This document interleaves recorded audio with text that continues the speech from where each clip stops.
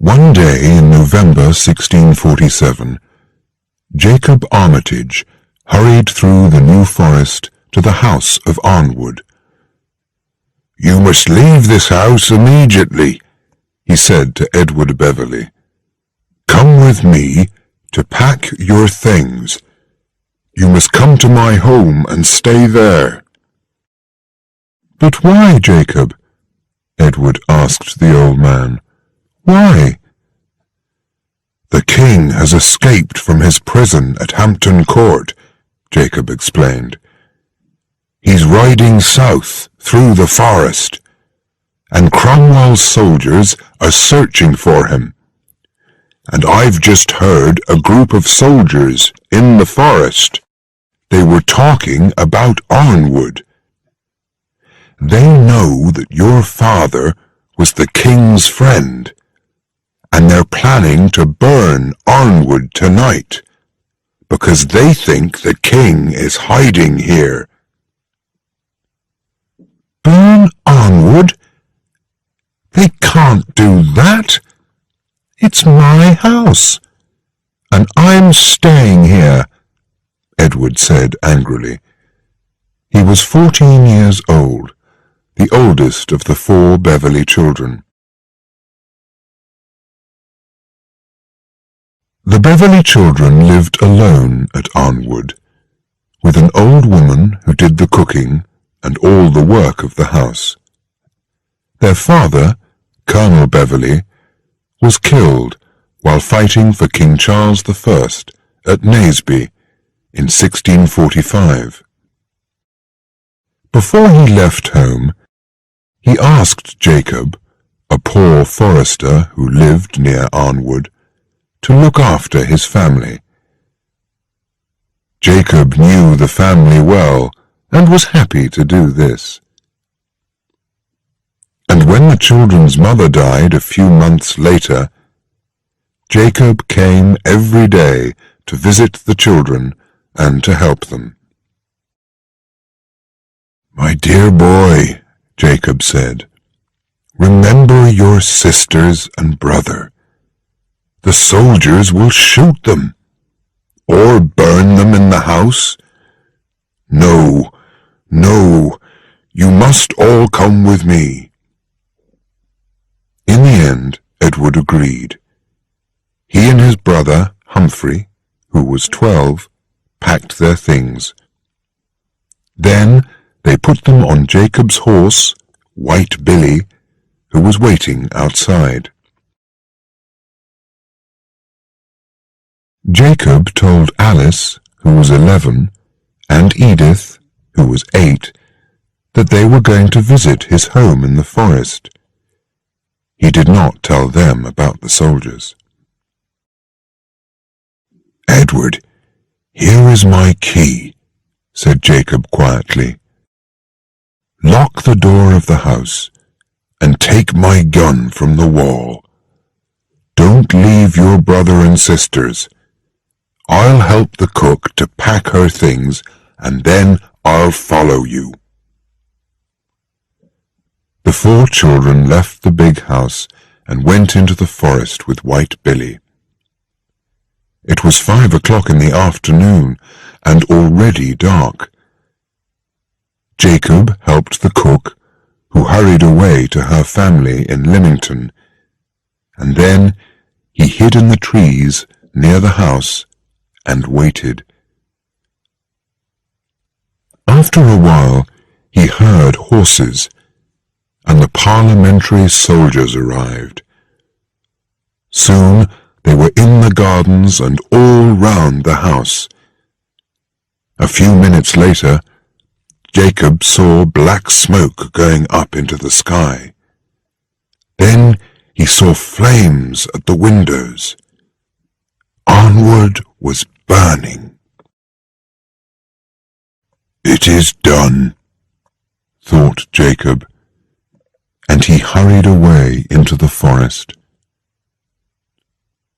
In half an hour he arrived at his cottage. He looked back and saw the flames of Arnwood shooting higher and higher above the trees. When he knocked on his door, Edward opened it and came out with Smoker, Jacob's big dog.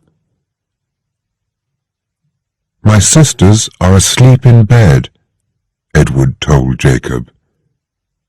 Then Edward saw the flames of Arnwood and the angry red light between the trees, and he was silent.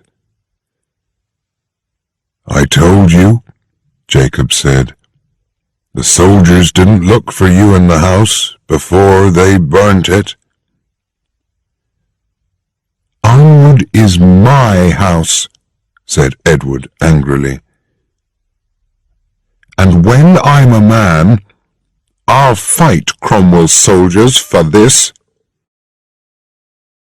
"Perhaps you will," Jacob said quietly. "But let's go inside now. It's a cold night." Edward slowly followed Jacob into the cottage. He hated Cromwell and the parliamentary soldiers. First they killed his father, and now they burnt his house. He lay down on the bed, but he did not sleep.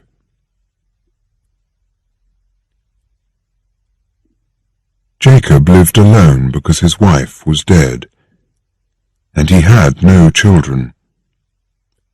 His cottage had one large room for living and cooking, and 3 small bedrooms behind. Outside there were a few chickens and pigs in one field, and some old fruit trees in another field. The next morning Jacob began to teach the children how to cook and to clean the cottage. It was all new work to them, because rich children, like the Beverleys, never cooked or worked in the house. "You must stay inside today," Jacob told them, "because the soldiers are still searching the forest. Let's get some dinner ready. We can all help. Edward, will you go and get some water from the river?" The children enjoyed cooking their first meal. They washed some potatoes and cut some meat and vegetables into pieces. Then they put them with some water in a pot on the fire. Little Edith put plates and knives on the table. While the dinner was cooking, Edward stood outside the cottage, watching out for soldiers, and the other 3 made the cottage tidy. But just before dinner was ready, Edward ran back inside. "I can see soldiers, and they're riding this way." Jacob was silent for a minute. "My dear children, those soldiers will search the cottage, and I don't want them to see your rich clothes. You must go to bed and pretend to be ill. Edward, you can put on one of my old shirts." The younger children got into bed and hid their rich clothes. Edward put on Jacob's old shirt and sat next to the bed with a cup of water for his sisters. Quickly, Jacob put away the plates and knives. Soon there was a knock on the door. "Come in," said Jacob. "Who are you, my friend?" asked one of the soldiers. "A poor forester, sir," replied Jacob. In great trouble. My grandchildren are all in bed, very ill. We must search your cottage for the king. Very well, but please don't frighten the children. The men began to search the cottage. Edith screamed when she saw them, but Edward told her not to be afraid. There's nothing here, one of the soldiers said. Let's go. I'm tired and hungry. There's something here that smells good, said another soldier. What is it? He asked, looking into the pot. My dinner for a week, explained Jacob. I can't light a fire every day, so I cook once a week. Well, it looks good. So we'll try some, the soldiers said, and they put the pot on the table, sat down, and ate everything. Then they thanked Jacob and rode away. Jacob called the children and told them to get up. The soldiers have gone, he said. And our dinners have gone too, said Humphrey, looking at the dirty plates and the empty pot. Bad men ate our dinner, said Edith. We can cook another, said Jacob. We're all hungry, but if everyone helps, the dinner will soon be ready. After dinner, Jacob told the children that their lives must change. The king's enemies think that you were dead, burned in ironwood, but you are still in danger, and so you must stay here with me and pretend to be my grandchildren. You are children of the New Forest now. Chapter 2. Life in the Forest.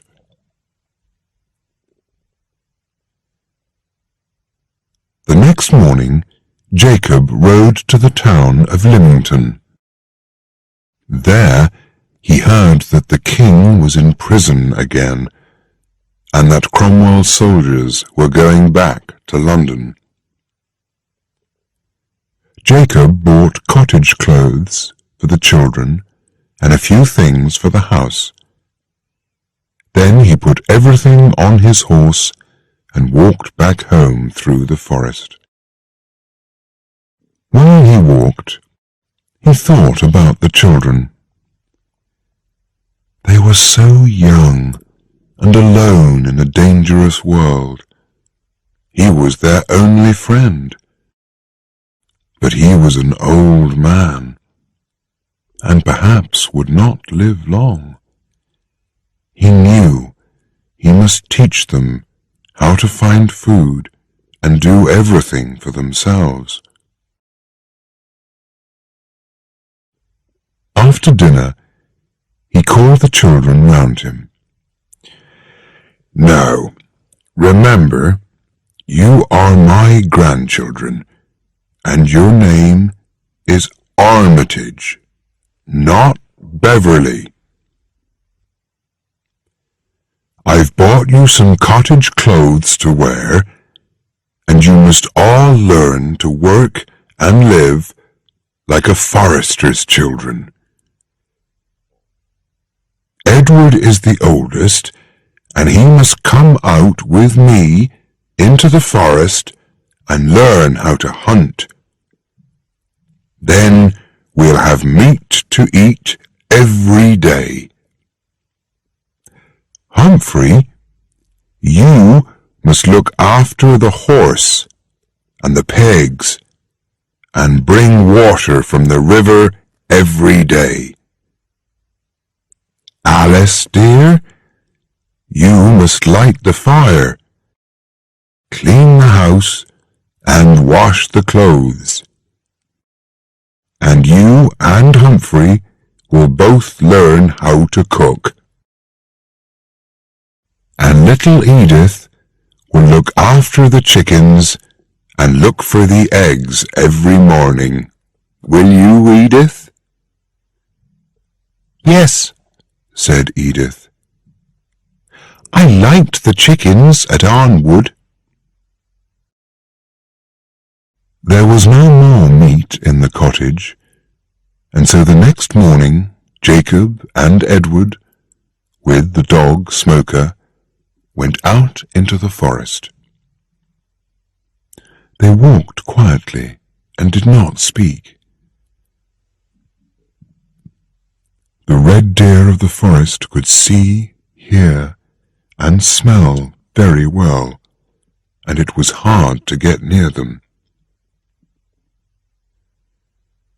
After more than a mile, Jacob dropped down to the ground, and through the trees, Edward saw 3 deer.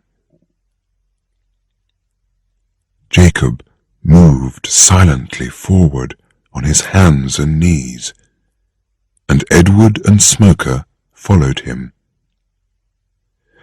Slowly they got nearer, but then suddenly the deer, who were quietly eating grass, put up their heads and walked away.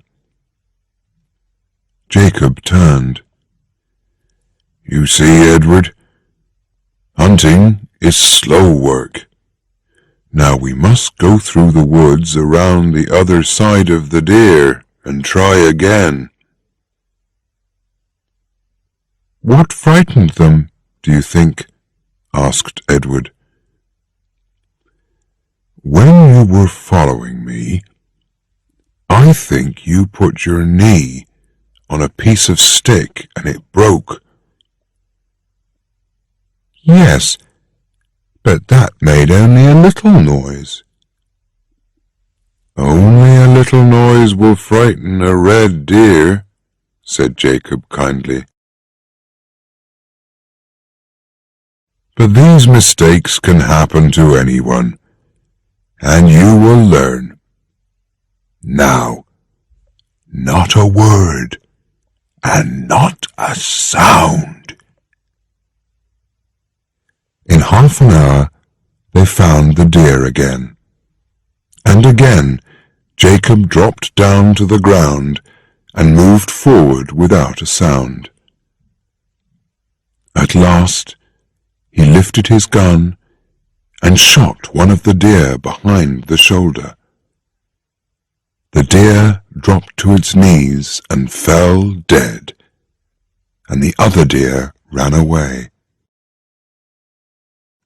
This is a fine deer, and the meat will be good, said Jacob. We're about 5 miles from the cottage, Edward, but Smoker will take you home, and you can come back with White Billy. He must carry the meat home for us.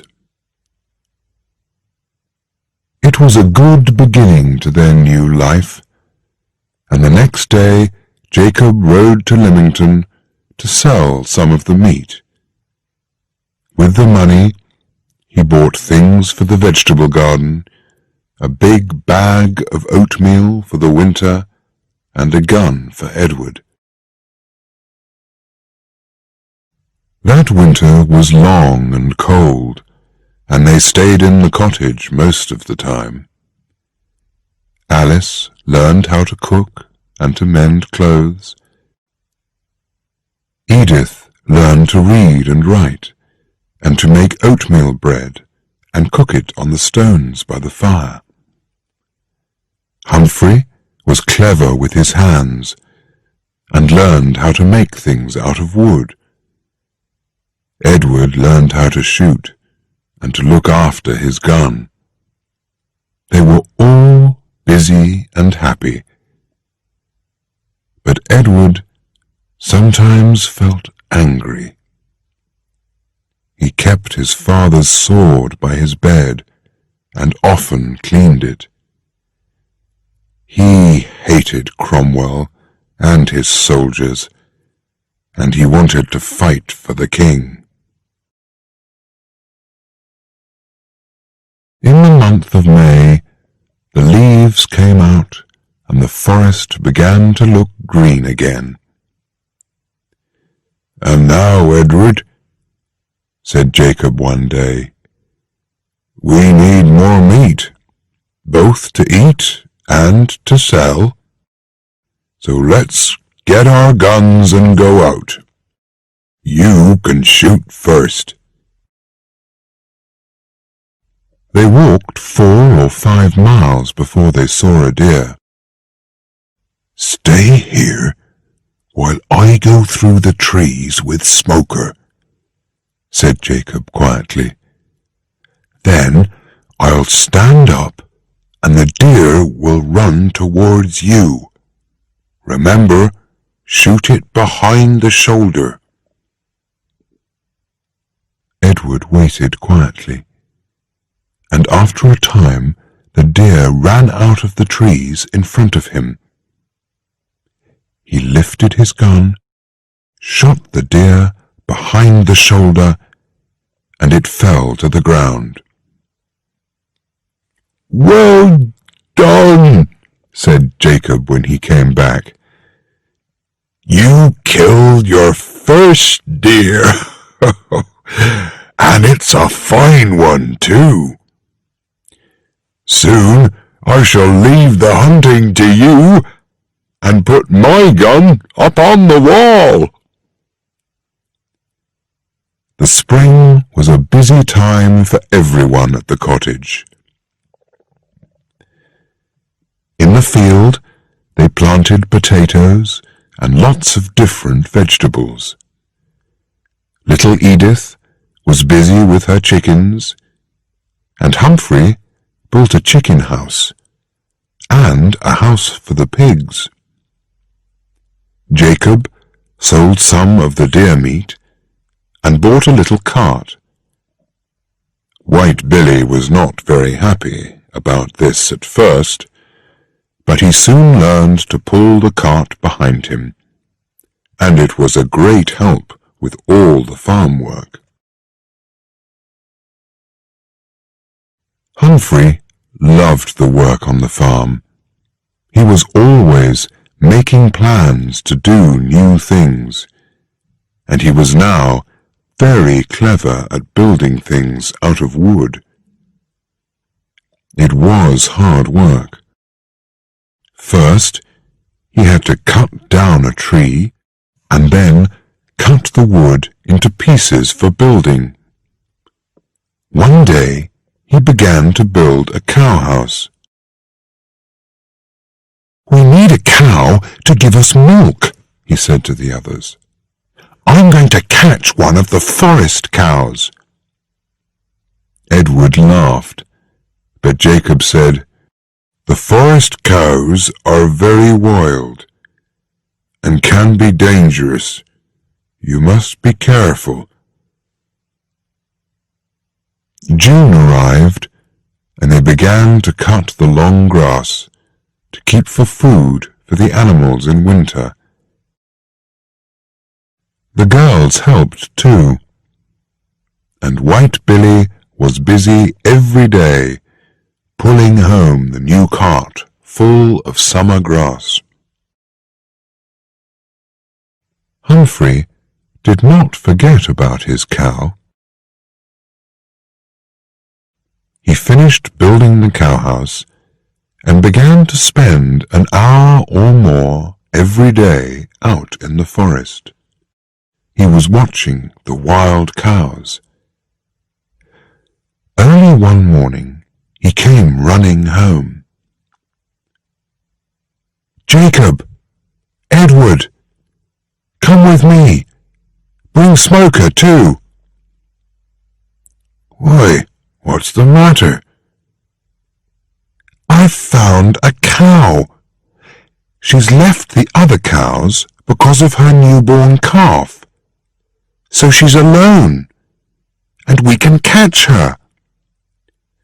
But how? Asked Edward. I'll tell you later. I must get White Billy and the cart.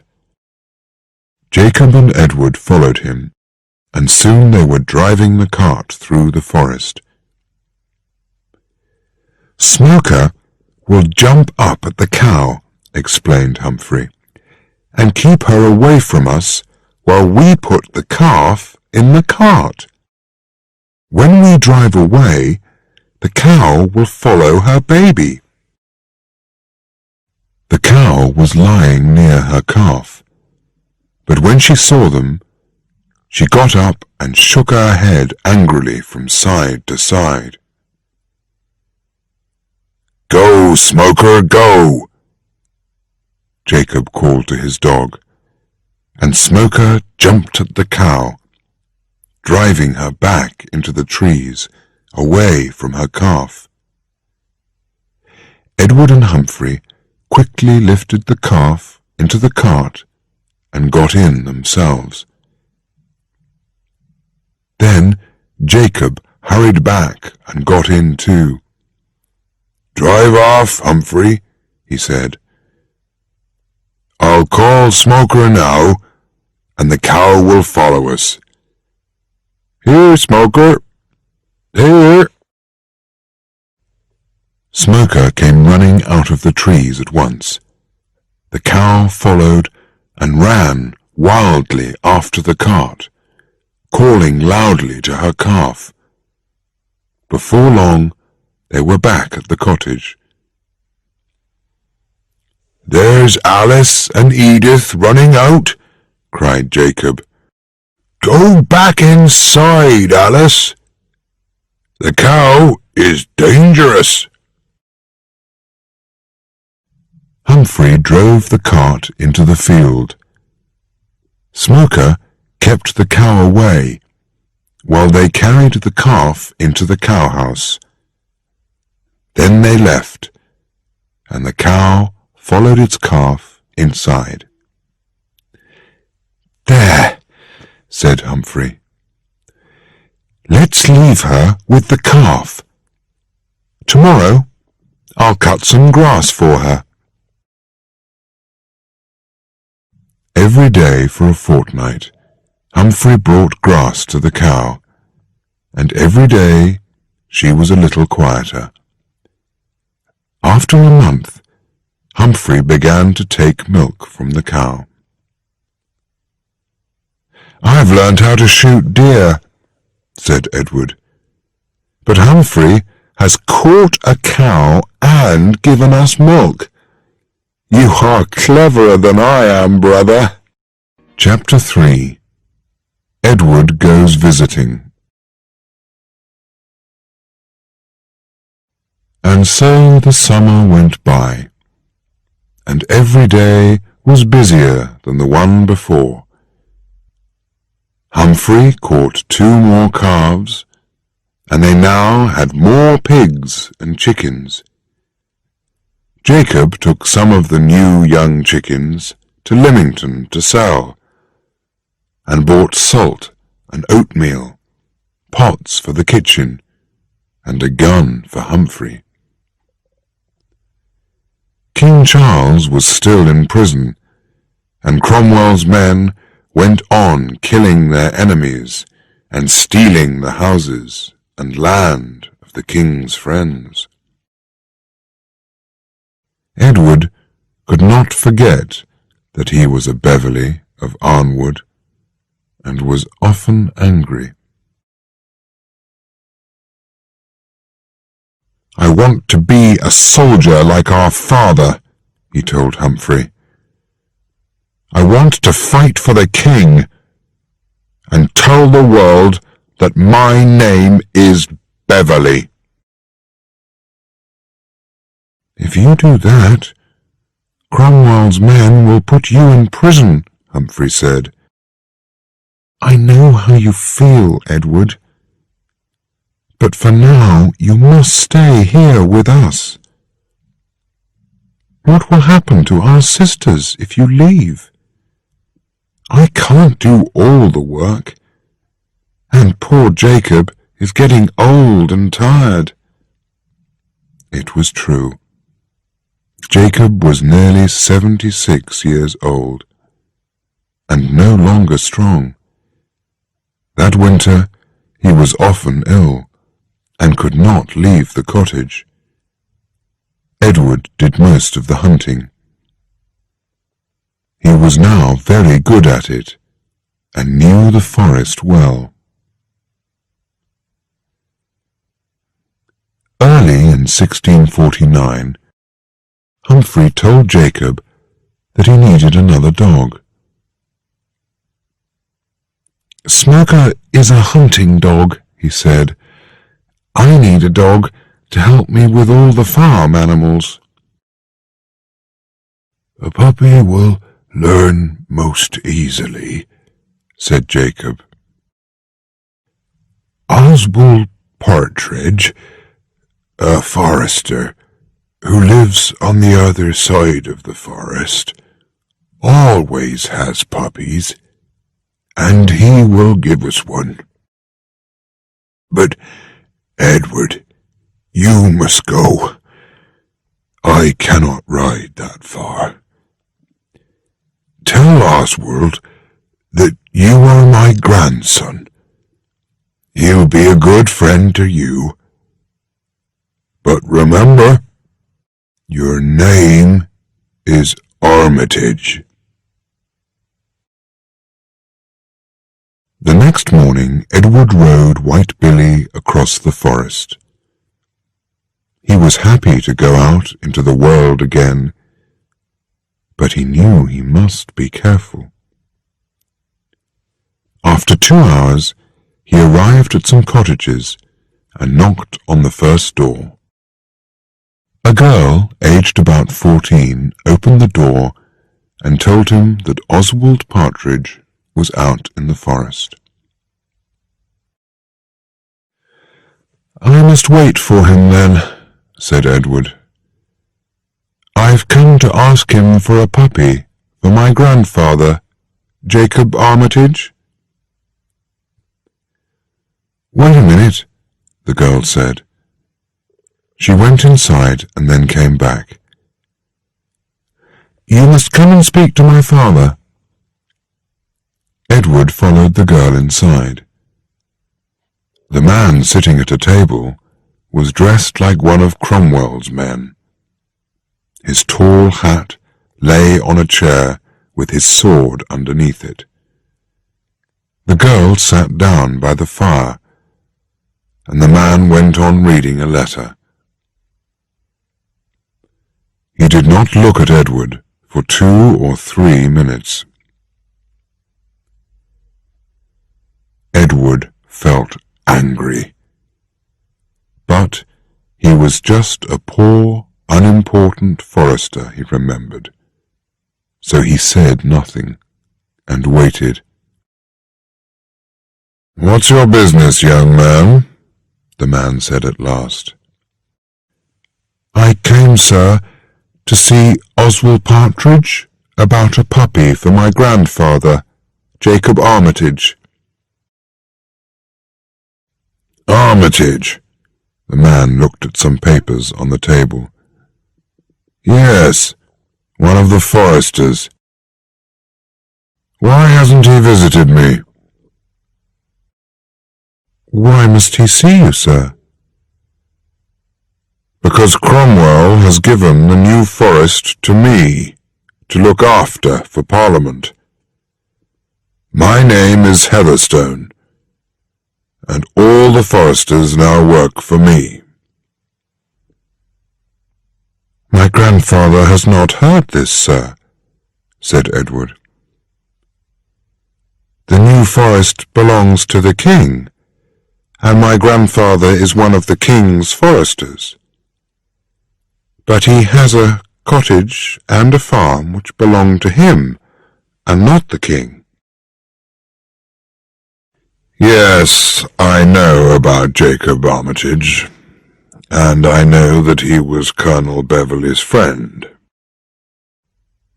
The Colonel was a brave man, it's true, but he fought for the King, and so was an enemy of Parliament. Tell me, were you a friend of the Beverley family? When I was a child, I lived at Arnwood with the Beverley children.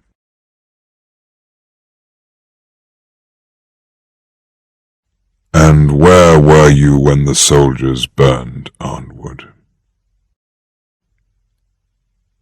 I was at my grandfather's cottage, replied Edward, his eyes wild with anger. I can understand why you feel angry about that. Mr. Heatherstone shook his head slowly. Those soldiers did a terrible, terrible thing, he said quietly. Then he looked up at Edward again. But you must understand, young man, that your grandfather can no longer work as a forester. I cannot give work to people who are friends of the king. The forest deer now belong to Cromwell, and if you shoot any deer, you will go to prison for it. Sir, Edward said quietly, the king himself is in prison, and so he cannot pay his foresters. If they kill the deer, it is because they must have food to eat. I am sure the king will understand that his people must live. Well, well, those are brave words. But you will still go to prison if we catch you. Now you can go to the kitchen and wait for Oswald. Mr. Heatherstone turned to his daughter. Patience, give Armitage something to eat. Edward went out and took White Billy to the stables behind the cottage.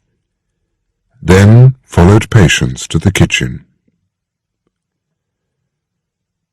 I came here for a puppy, he thought, and I have found a Roundhead who sends a Beverley of Arnwood to eat in the kitchen.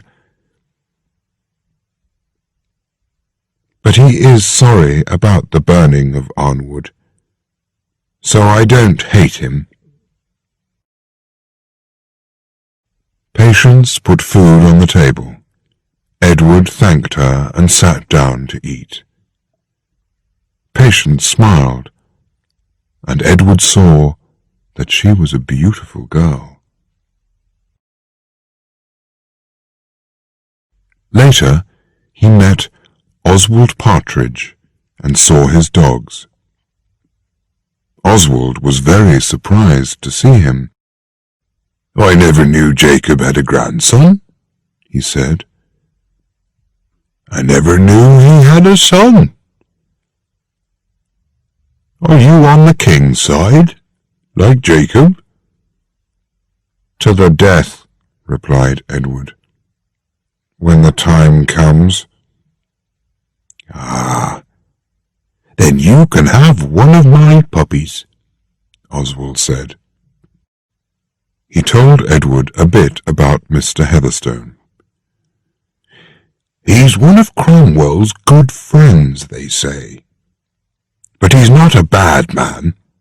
There are much worse than him. I've kept my job, but many haven't. We must all be careful these days. It was now late, so Edward stayed the night in a room above the stables. There was no bed and no door, and Edward could not sleep because he was so cold. Soon he got up and began to walk around outside to get warm. There was a light upstairs at one of the windows of the Heatherstones' cottage, which was strangely bright. Edward watched it. He saw someone moving in the room, and suddenly he saw flames. The room was burning. "Fire! Fire!" he shouted. He ran back to the stables and found a ladder. Then he quickly climbed up it to the window, broke the glass, and got into the room. There was smoke everywhere, and he fell over a body on the floor. Quickly, he lifted the body and moved back to the window. The flames were now running along the floor, getting higher and higher. With the body in his arms, he got out onto the ladder, but the flames caught his shirt, burning his arm. He climbed down and carried the body into the stables. There he saw that it was Patience Heatherstone. Edward ran outside again and saw that other people were coming with buckets of water. There was a lot of shouting, and Edward was soon up the ladder again, while others carried buckets of water up to him. In the crowd below, Mr. Heatherstone was trying to get near the ladder. "Save her!" he cried. "My daughter's up there! She'll burn to death!" At the top of the ladder, Edward did not hear his cries, but a voice came from the crowd.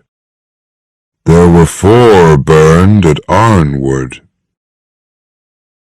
Mr. Heatherstone fell down, his face white, and some men carried him into another cottage.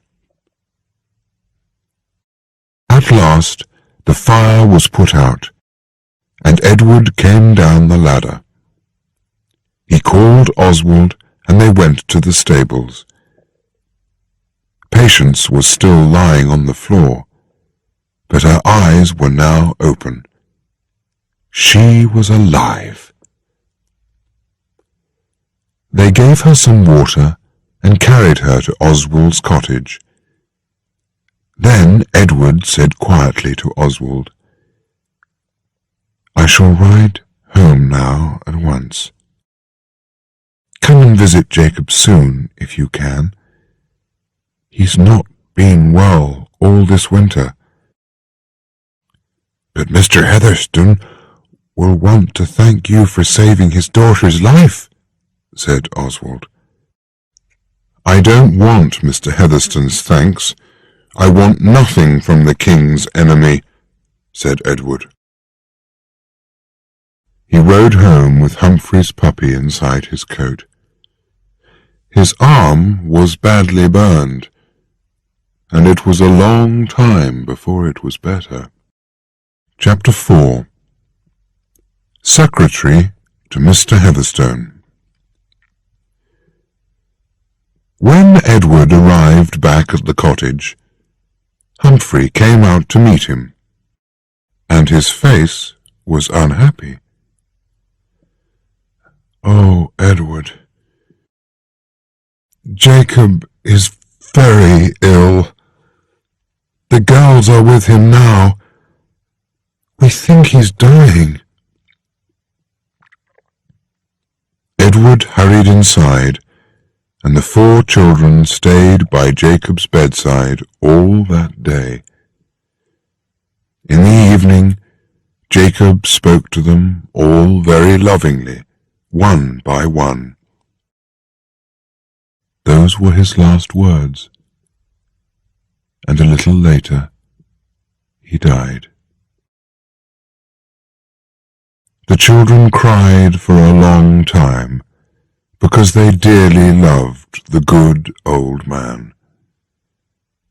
The next morning they buried him under an oak tree behind the cottage, and they planted wild flowers above his body. "We have lost a good friend," said Edward. "He saved us from the flames of Arnwood, and he has looked after us since then in his cottage. We must now look after ourselves and try to be happy together." 6 weeks went by, and then Oswald Partridge came to visit them. "How is the old man?" was his first question. "We buried him 6 weeks ago," replied Edward. "I'm sorry to hear it," said the forester. "He was a good man. And how is your arm?" "Nearly well," said Edward. "Now, sit down, Oswald. Tell me, why didn't you visit us sooner?" "In a word, murder. These terrible Roundheads have killed the king." A few days after the fire, Mr. Heatherstone went to London. He told me to stay near his cottage, to look after his daughter. In London he tried to stop the murder, but Cromwell and his men didn't listen to him. He came home yesterday and told us all about it.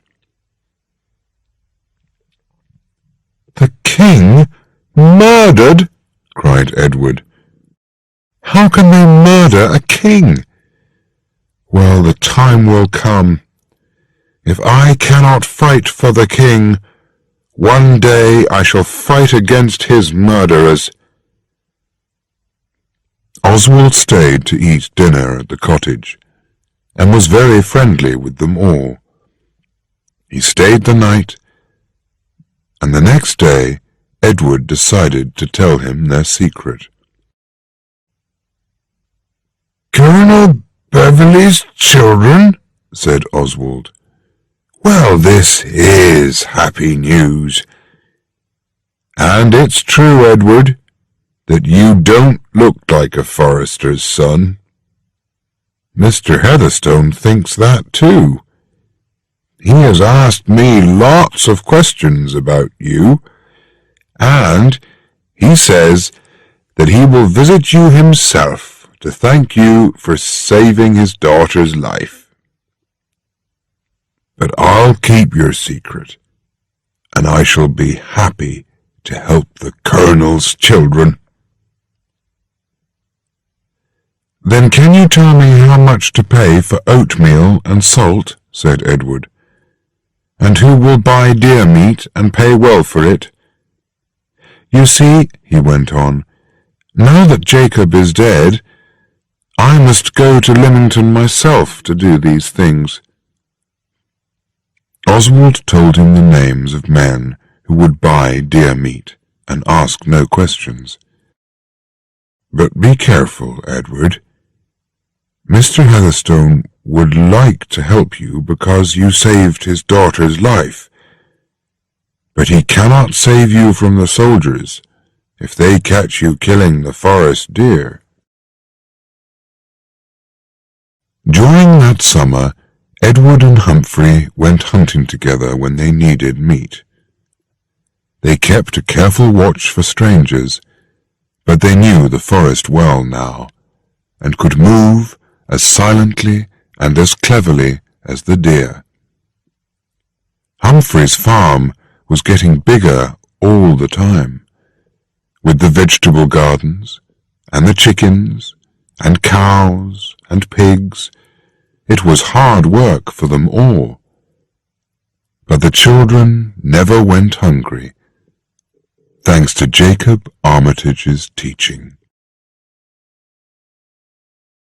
One day, Humphrey was out in the forest, getting food for the pigs, and he found a Spanish gypsy boy lying on the ground. The boy was nearly dead from hunger and thirst, and Humphrey carried him back to the cottage.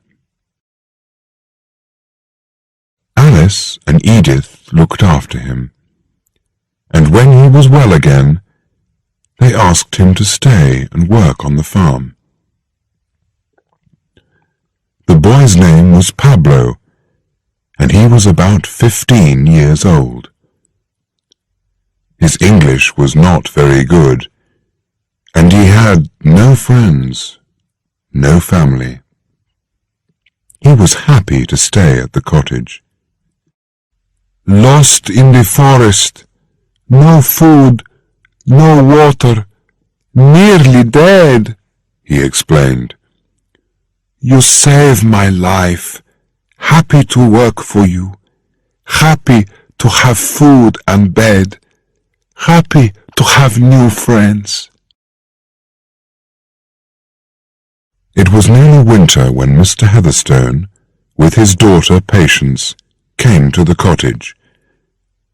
At first, Alice and Edith were afraid when they saw his tall hat, but he spoke kindly to them all, and Patience took Edward's hand and thanked him again and again for saving her life. Then Mr. Heatherstone spoke to Edward. "You saved my only child from the fire, Edward Armitage, and I thank you." "Mr. Heatherstone, I cannot understand you," Edward said. "You are a good man, but you are a friend of Cromwell, who has murdered the king." "Edward, you are young, and you can't remember the troubles in England because of King Charles. He never listened to Parliament. He did only what he wanted, and the people were very angry. They fought because they wanted to be free. But now Cromwell and his friends will listen to nobody. They have murdered the king, and they are worse than he ever was.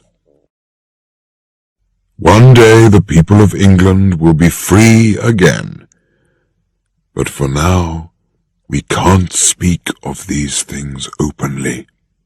It's too dangerous." "Thank you, sir," said Edward quietly. "I understand you better now. I'll try to be careful, because I want to fight against Cromwell when the time is right." Mr. Heatherstone looked kindly at Edward. "Now, I want to help you. You know that you were born for better things than a forester's life. I would like you to be my secretary and live at my house. I will pay you, and you can help your family. Don't answer me now. Talk to your brother about it first." Alice and Edith made dinner, and they all ate together. Patience enjoyed the farm very much, and she liked Alice and Edith. "We shall all be friends," she said when they said goodbye, and she smiled her beautiful smile. Later, Edward talked to Humphrey. "What shall I do? I want to be a soldier, not a secretary," he said. "You're too young," said Humphrey. "I like working on the farm, and now I have Pablo to help me. I know that you want to get out into the world, but for now you must take this job. Mr. Heatherstone will be a good friend to us all." So Edward bought a black suit and a tall hat, kissed his sisters goodbye, and went to live in Mr. Heatherstone's cottage. Every morning he wrote letters for Mr. Heatherstone, and every afternoon he spent time with his daughter. He began to like Patience very much. Every week he rode across the forest to see his family. Sometimes Patience went with him to visit Alice and Edith. And so a year and more went by. The next winter there was a lot of snow, and travelling was difficult.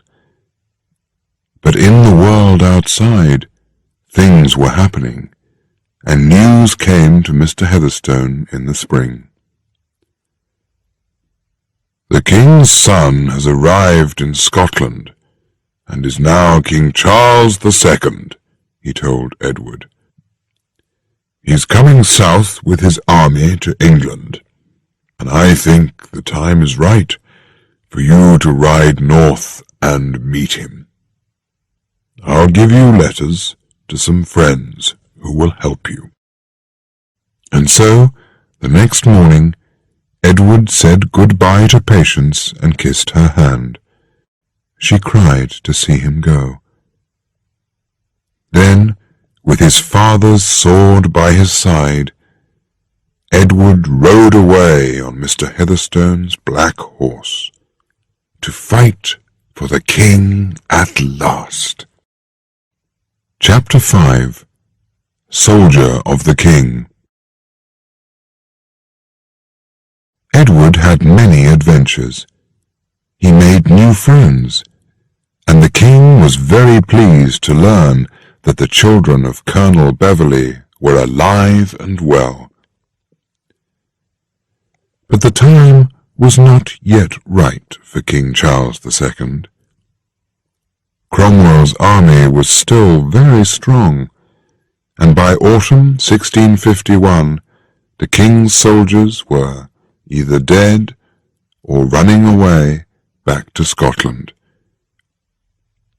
The king himself escaped alone. No one knew where.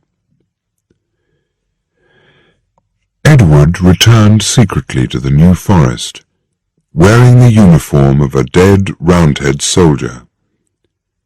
He arrived at the cottage late at night, and frightened his family and Pablo very much. Then they heard his voice, and in a minute Edward was in the arms of his brother and sisters. Early the next morning, Edward rode across the forest to see Mr. Heatherstone, who was very pleased to see him.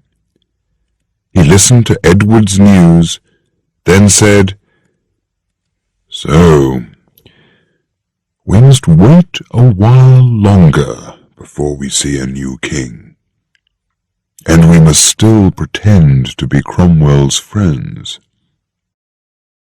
We'll say that you went to fight for Cromwell. It was clever of you to come back in a Roundhead's uniform. That will help to keep both of us out of danger." For some days, Cromwell's men searched the forest for the king.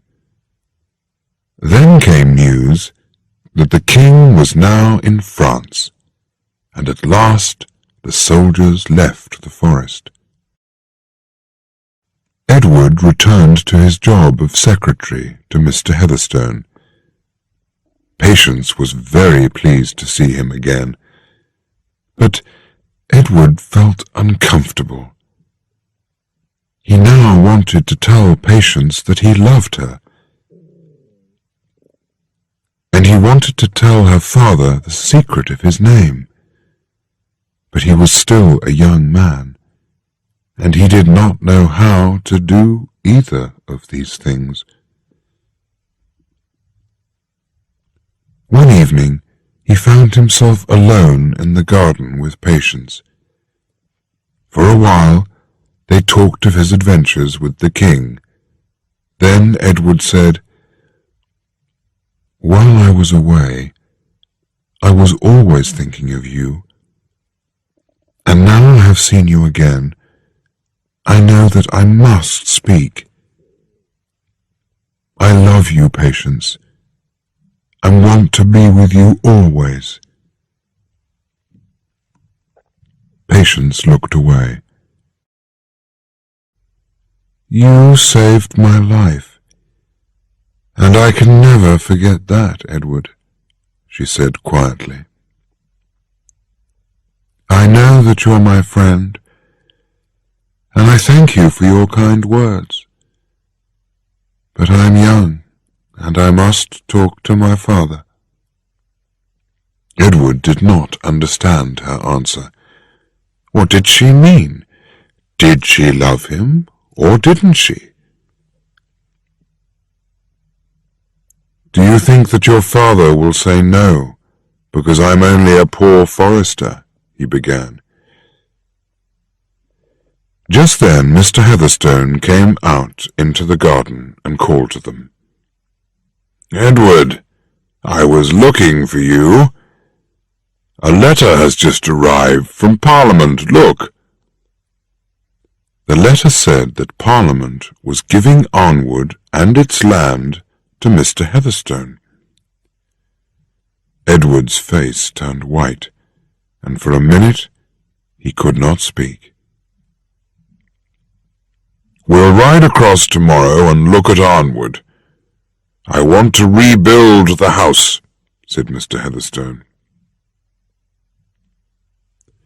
"But Arnwood belongs to the Beverley family," Edward said carefully. "Perhaps not all the children died in the fire, and if some of them are still alive—" "I'll give Arnwood back, of course. But for now, Arnwood belongs to me, and when Patience marries, it will belong to her husband." Edward was silent. He could not tell Mr. Heatherstone his secret now, or that he wanted to marry his daughter. That night he went to bed early, but could not sleep. "Patience is rich now," he thought, "and many men will want to marry her. And I don't think that she loves me. And if I say I am Edward Beverley, I'm sure that Parliament will take Arnwood back, and I'll still be a poor forester. I can't stay here any more. I shall leave England and go to the King in France." Very early the next morning, while everyone was still asleep, Edward left the house and rode across the forest to the cottage. There he made plans with Humphrey and his sisters. They were very sorry to see him so unhappy. "It's time for Alice and Edith to leave the forest too," Edward told Humphrey. "While I was in the north with the king, I met the Conyngham family, who knew our father very well. They will be happy to take the girls and look after them. Our sisters will have a better life there. And you, Humphrey, why don't you come with me?" "No," said Humphrey. "It will be good for the girls to get away, but it's better that I stay here. Pablo and I can look after the farm together, Also, I can watch and see what happens to Arnwood. One day you'll come back, and who knows what will happen then." Edward left that night, and Alice and Edith cried very much. It was an unhappy time for them all, the end of their life together in the forest. Edward left a letter for Mr. Heatherstone. "You have been very kind to me, and I thank you," he wrote. But he wrote nothing to Patience. When Mr. Heatherstone got Edward's letter, he rode over at once to see Humphrey. He, too, was very unhappy. "All my plans have gone wrong," he told Humphrey. "Edward has gone, and my daughter is very unhappy. I've known for a long time that you were the Beverley children. I wanted Patience to marry Edward. She loves him, but she wanted to talk to me first, because she thought that Edward was a poor man. And I asked Parliament for Arnwood, because I wanted to rebuild the house and then give it to Edward. Will you help me, Humphrey, to rebuild the house? One day the king will come back to England, and Edward will come back too. I want Arnwood to be ready for him." Edward was away for nearly 9 years, fighting with the French army in France and Holland and Spain. But in May 1660, after Cromwell died, Charles II came back to be King of England, and Edward Beverley was with him when he rode into London. Those were happy times in London, but the happiest day of all was the day when the Beverley children of the New Forest were together again at last. "The farm at our cottage is now very large," Humphrey told Edward. "Mr. Heatherstone rebuilt Arnwood and says that it belongs to you. He'll be happy to see you again." "And what about Patience?" Alice asked. "Do you still love her, Edward? She's here in London, you know." "Yes, I saw her one day in the crowds at the King's house," said Edward. "She's more beautiful than ever. I still love her, but I'm sure that she has forgotten me." "You were very unkind to her," Edith said. "She was very unhappy when you went away. But she hasn't married anyone in these 9 years, and lots of men have asked her. So I think that she still loves you." Edith was right, and about a year later Edward married Patience, and they lived happily together at Arnwood. Oswald Partridge came to work for Edward there. Humphrey married the daughter of a friend, bought a bigger farm, and gave Jacob Armitage's cottage to Pablo. And Alice and Edith, now beautiful young women, married soldiers of the king. And there we will say goodbye to the Beverleys.